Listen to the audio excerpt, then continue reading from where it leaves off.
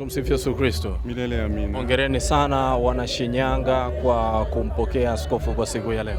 Ni hongera kwetu sote, hasa kwa namna ya pekee kwa kanisa la Tanzania. Hakika, hongera, na unaweza ukatuambia chochote kuelekea mapokezi haya ambapo tupo katika mpaka wa Shinyanga na Tabora?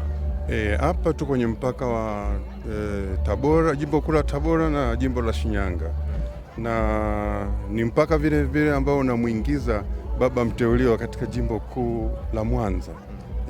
Kwamba jimbo la Bariadi kama mnavyojua litakuwa limejumuishwa katika majimbo yale ya jimbo kuu la Mwanza.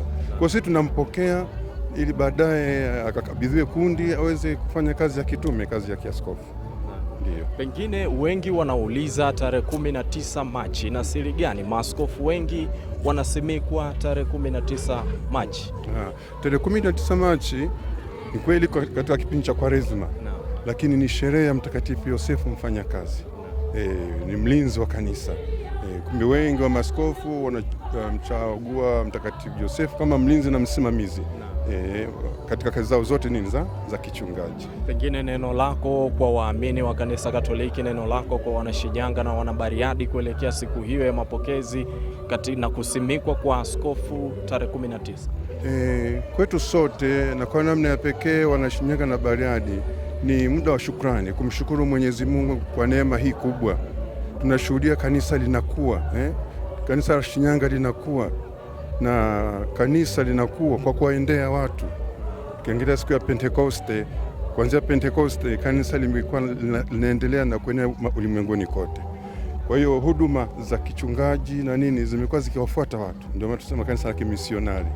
Kumbe kwetu ni furaha kubwa, ni tukio la neema na ni tukio la baraka. Kumbe huduma kwanza ya kichungaji ilikuwa inasogezwa kwa watu kwa njia ya kufungua parokia nyingi. Sasa parokia zimekuwa nyingi, zinahitaji huduma karibu ya kiaskofu. Kumbe kwa namna ya pekee Baba Mtakatifu kupitia kwa nafsi ya baba askofu aliyekuwa baba askofu msaidizi wa Arusha, basi amemteua baba Balthazar Baba Prosper Limo awe askofu wa kwanza wa jimbo hilo la Bariadi. Kwa maana sasa kanisa hatakuwa na haja tena kuja Shinyanga, sababu mchungaji wao mkuu sasa yuko pa. Hongereni sana, hongereni kwa kila kitu, niwatakie kila jema. Asante sana, Mungu azidi kutubariki, na nawalikeni tumuombee baba askofu, basi kwa sababu vyote vinaongozwa na Mungu Roho Mtakatifu. Asante sana, nashukuru. Shukrani.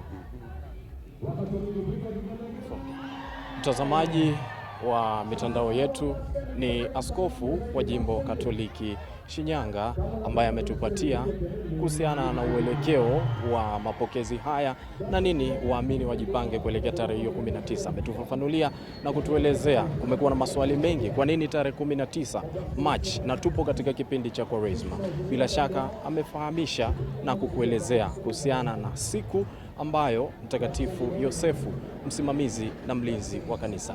Endelea kufuatilia mitandao yetu ili upate kile kilicho bora kupitia channel zetu.